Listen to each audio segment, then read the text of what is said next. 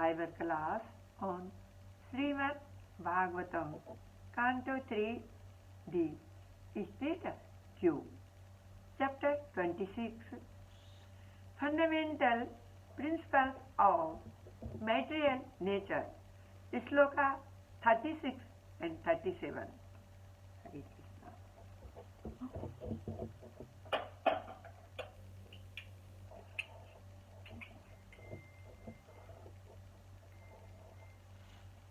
जय हरे कृष्णा। आज आप सभी का इस साइबर क्लास में स्वागत है। जय राधा माधव कुंज बिहारी, जय राधा माधव कुंज बिहारी, गोपी जन वल्लभ गिरिवर धारी, जय गोपी जन वल्लभ गिरिवर धारी, यशोदनंदन ब्रिज जन रंजन, यशोदनंदन ब्रिज जन रंजन, यमुना तीरा वनचारी, यमुना तीरे वनचारी, जय राधा माधव कुंज बिहारी, गोपीजन वल्लभ गिरिवर धारी। हरे कृष्ण कृष्ण कृष्ण हरे हरे, हरे राम राम राम हरे हरे, हरे कृष्ण कृष्ण कृष्ण हरे हरे, हरे राम राम राम हरे हरे, हरे कृष्ण कृष्ण कृष्ण हरे हरे, हरे राम राम राम हरे हरे, हरे कृष्ण कृष्ण कृष्ण हरे हरे, हरे राम राम राम हरे हरे, हरे कृष्ण कृष्ण कृष्ण हरे हरे, हरे राम राम राम हरे हरे, हरे कृष्ण कृष्ण कृष्ण हरे हरे, हरे राम राम राम हरे हरे, हरे कृष्ण कृष्ण कृष्ण हरे हरे, हरे राम राम राम हरे हरे, हरे कृष्ण कृष्ण कृष्ण हरे हरे, हरे राम राम राम हरे हरे। ओम नमो भगवते वासुदेवाय, ओम नमो भगवते वासुदेवाय, ओम नमो भगवते वासुदेवाय, नारायणं नमस्कृत्य नरं चैव नरोत्तमं देवीं सरस्वतीं व्यासं ततो जयमुदीरयेत् नष्टप्रायेषु भद्रेषु नित्यं भागवत सेवया भगवती उत्तमश्लोके भक्तिर्भवति नैष्ठिकी।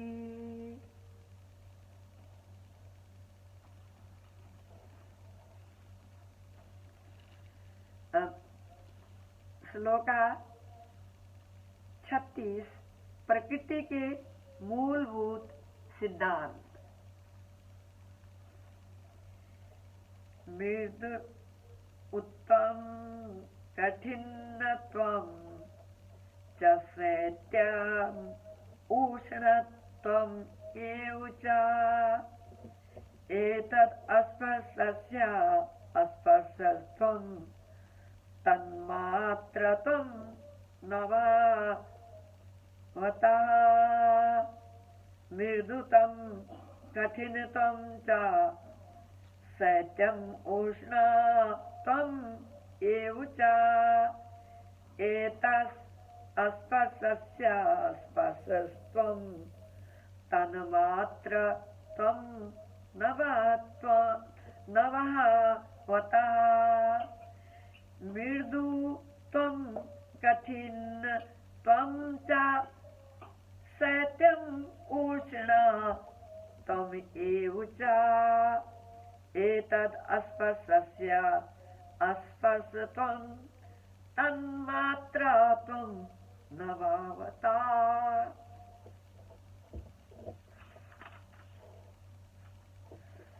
मृदुत्वं कोमलता, कठिनत्वं कठोरता च तथा शैत्यं शीतलता, उष्णत्वं उष्णता एव भी च यथा एतत् यह स्पर्शस्य स्पर्श तन्मात्र का स्पर्शत्वं भिन्नता बताने वाले लक्षण तथा मात्रत्वं सूक्ष्म रूपः नववतः वायु का कोमलता तथा कठोरता एवं शीतलता तथा उष्णता ये स्पर्श को बताने वाले लक्षण हैं जिन्हें वायु के सूक्ष्म रूप में लक्षित किया जाता है। तात्पर्य मूर्त रूप में होना स्वरूप का प्रमाण है। वास्तव में वस्तुओं को दो भिन्न प्रकार से समझा जाता है। वह या तो कोमल होती है या कठोर, शीतल अथवा गर्म इत्यादि। स्पर्श इंद्रिया की यह स्पर्श क्रिया आकाश से उत्पन्न वायु के विकास का प्रतिफल है।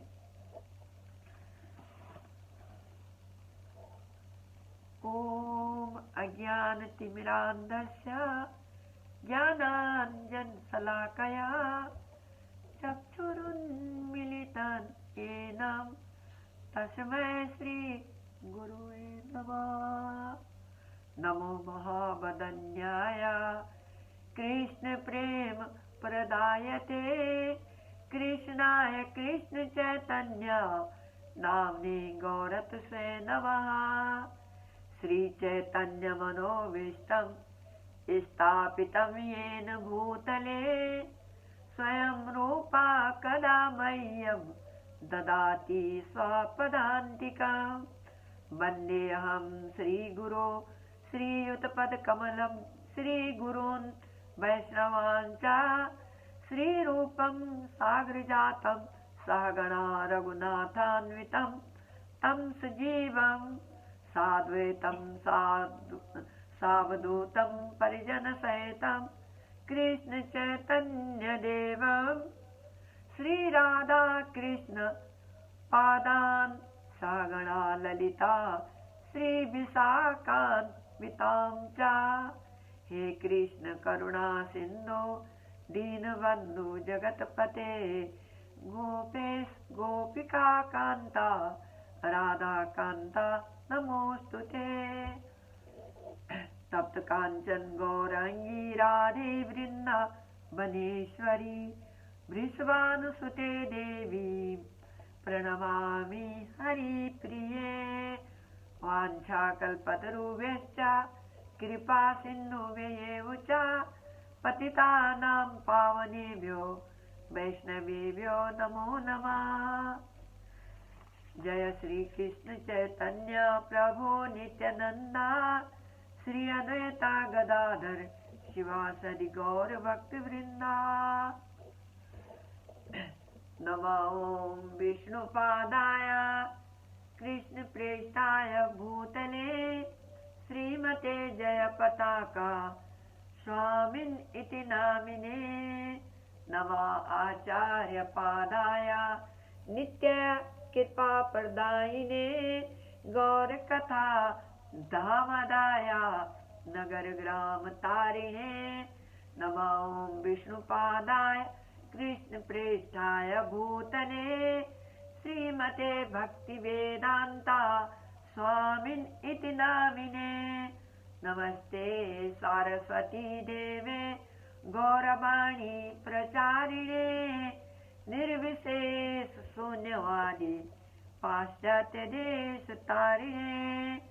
जय श्री कृष्ण चैतन्य प्रभु नित्यानंदा श्री अद्वैता गदाधर शिवसदि गौर भक्त वृंदा। हरे Krishna Krishna Krishna Hare Hare Hare Ram Ram Ram Hare Hare. Shloka 36 and 37 Hare Krishna. I further transmission Mahat Tattva in mood of ignorance, tamasa guna, forms, ahankar or aham, tattva or false ego. So, time transforms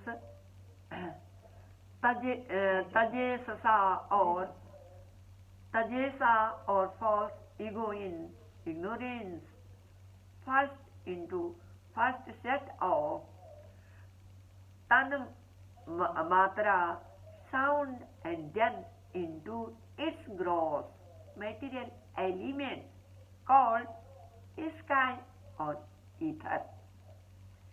Darve Shakti has the capacity to produce 5 gross material elements and 5 subtle material elements. Today we will talk about the second set of Tanmatra or subtle material elements or sense objects called touch and further transform into its gross material elements called air.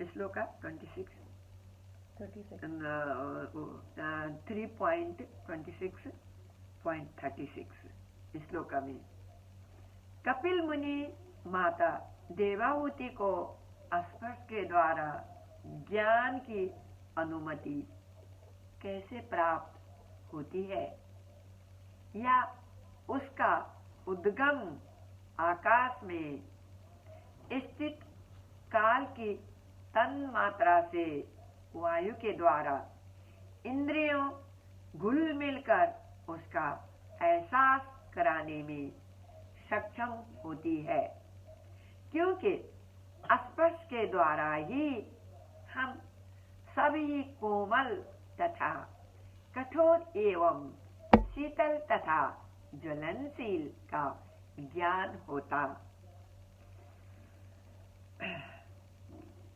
यही स्पर्श के लक्षण है और यही स्वरूप उसका प्रमाण है, क्योंकि यह आकाश से उत्पन्न वायु का प्रतिफल है। दूसरे शब्दों में, किसी की वाणी या कथन से दिल में संतोष मिले या मन उद्विग्न हो जाए तो उन शब्दों को वक्ता के मुंह से निकलने और श्रोता के कानों तक पहुंचने की दूरी उन शब्दों को पहुंचाने का कार्य वायु के द्वारा संपन्न होता है। और यही वायु दूसरे शब्दों में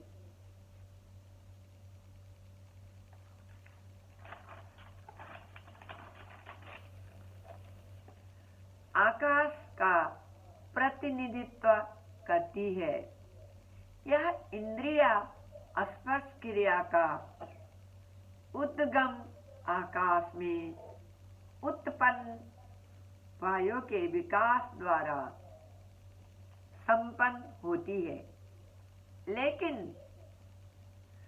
अध्यात्म जीवन में कोमलता को कोमल, कठोरता को कठोर, शीतलता को शीतल और उष्णता को उष्ण होने के बावजूद भी किस प्रकार इन सब चीजों को भगवान के सेवा में प्रेषित करने का कार्य शुद्ध भक्त बड़ी चतुरता के साथ अर्पण करने में कुशल होते हैं, क्योंकि उन्हें मालूम है कि ये सब चीजें भगवान से उत्पन्न है और उनको भगवान में अर्पित करना एक स्वाभाविक क्रियाकलाप है। ओम पूर्णमदा पूर्णमिदं पूर्णात् पूर्ण उदिच्यते पूर्णस्य पूर्णमादाय पूर्णमेवा अवशिष्यते। ओम शांति शांति शांति।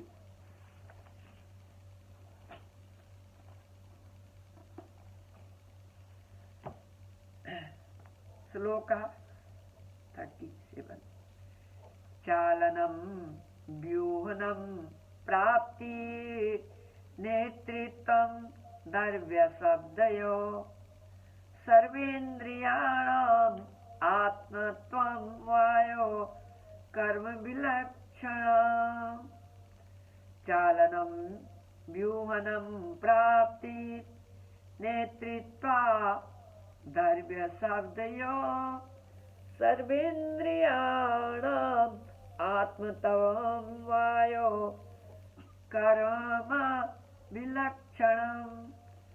चालनं व्यूहनं प्राप्तिर्नेतृत्वं द्रव्यशब्दयो सर्वेन्द्रियाणाम् आत्मत्वं वायोः कर्म विलक्षणम्।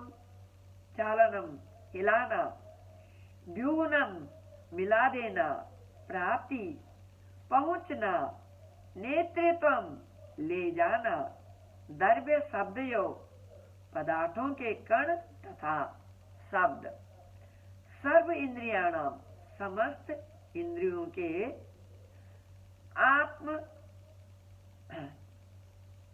आत्मत्वम ठीक ठीक कार्य करने के लिए वायु का कर्म क्रियाओं से अभिलक्षणम स्पष्ट लक्षण, गतियों मिश्रण शब्द को पदार्थों तथा अन्य इंद्रिय बोधों तक पहुंचाने एवं अन्य समस्त इंद्रियों के समुचित कार्य करते रहने के लिए सुविधाएं प्रदान कराने में वायु की क्रिया लक्षित होती है।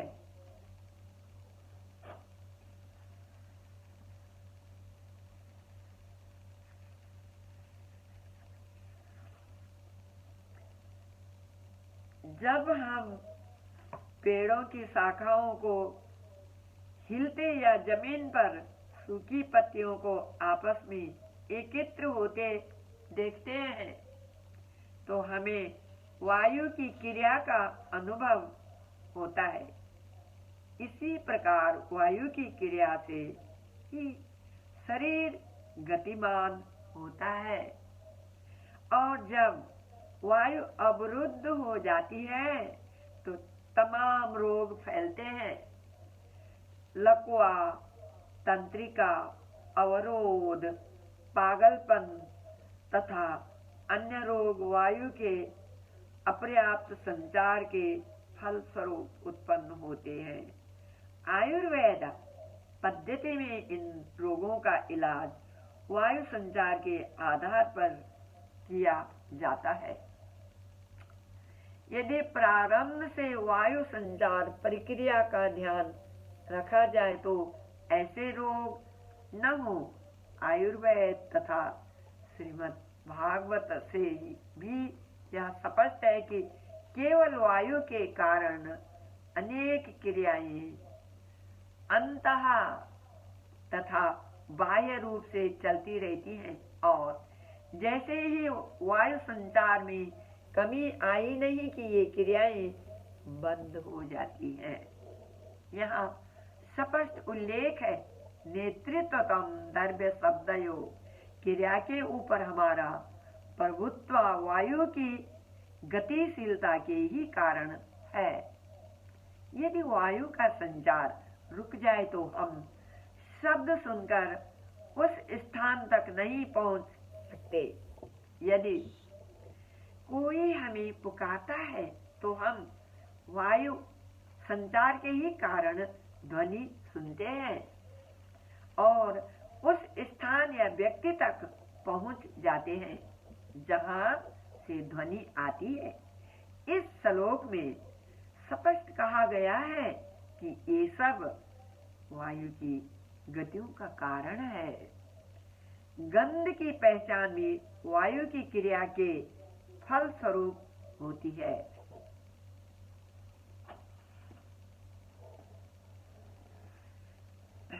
चेतना जीव या आत्मा का चिन्ह है। आत्मा का अस्तित्व चेतना के रूप में प्रकट है जो ज्ञान शक्ति कहलाता है।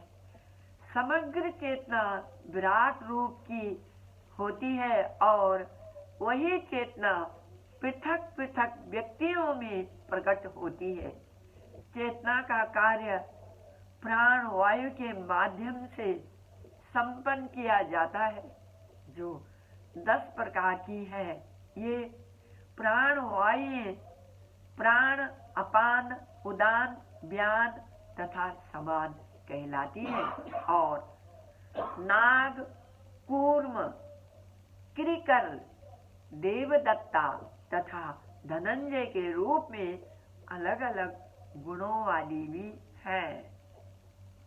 आत्मा की चेतना भौतिक वातावरण द्वारा दूषित हो जाती है और इसी प्रकार शारीरिक पहचान के मिथ्या अहंकार में विभिन्न कार्यकलाप प्रकट होते हैं।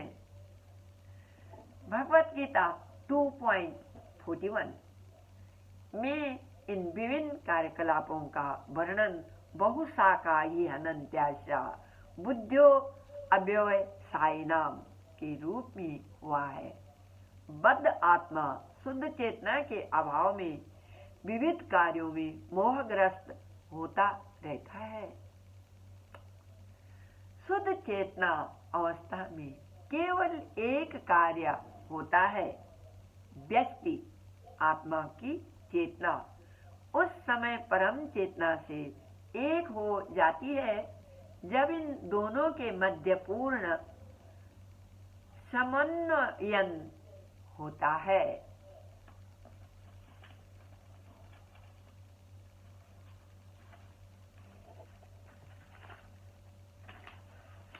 प्राणवायु जीवन दाता है और अपान वायु प्राण को रुद्ध करता है।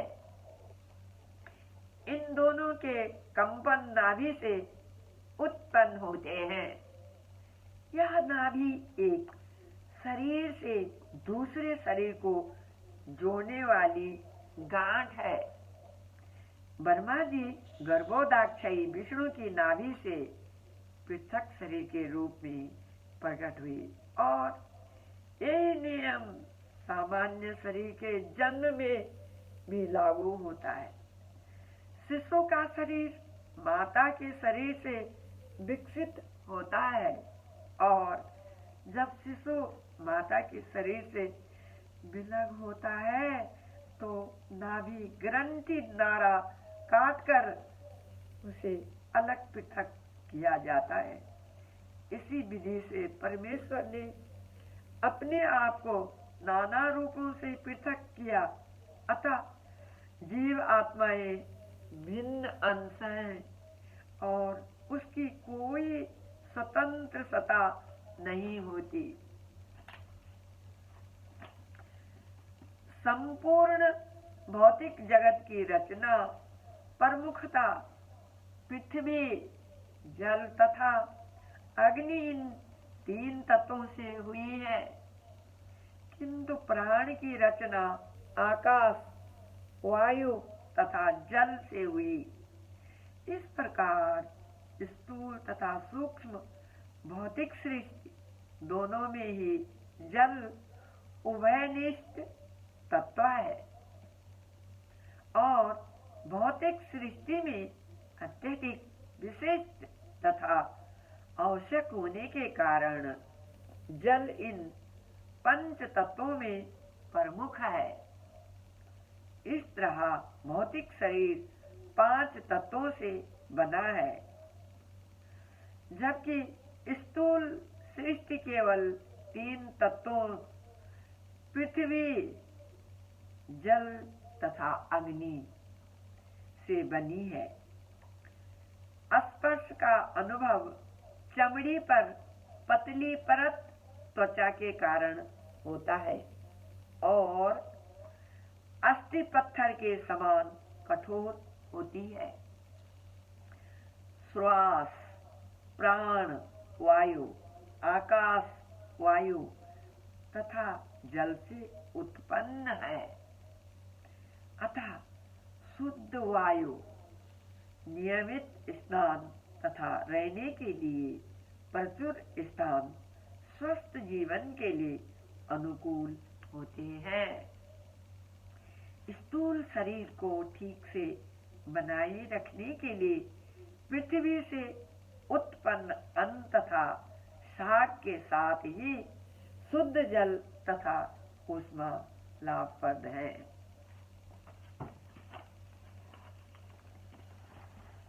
As discussed in the last 2 slokas, these are all different transformations of the ethereal existence. So, in the Bhagavad Gita, it is said, Matra Svarsastu Kaunteya Sitoshan Sukh Dukkada. Bhagavad Gita 2.14. So, our material pains and pleasures are felt on account of this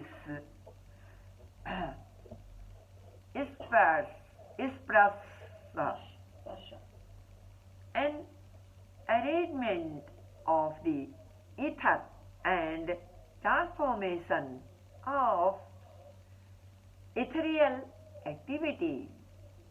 Actually, it has nothing to do with the spiritual soul. spirit soul is untouched by all these things.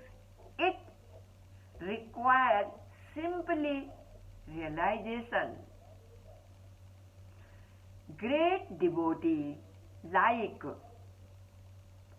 Bharata Maharaja or Prahlada Maharaja, Haridasa Thakura, because they were very much advanced in spiritual consciousness. These ethereal activities on the external body did not touch them. Even in our Western world, Lord Jesus Christ, he was also crucified, but it did not touch him. So this is to be practiced, that we should not be disturbed by the ethereal transformation in touch with the skin and be disturbed in our regular activities in devotional service. That is called Sthiti Prajna. The word is used in the Bhagavad Gita, Sthiti Prajna. So a devotee is Sthit Prajna. He should not be disturbed by this material condition or change of ethereal activity. We should be fixed up Atma, Atmastha, and then our progress in spiritual life will be unhampered. Actually, as it is stated in the Srimad Bhagavatam 1.2.6, Save punsa paro dharmo yatho bhakti adokshide tukya pratihata yayatma supasidati. When we are firmly fixed up in devotional service, that is the highest transcendental form of religion. So, chant Hare Krishna Mahamantra and be happy always.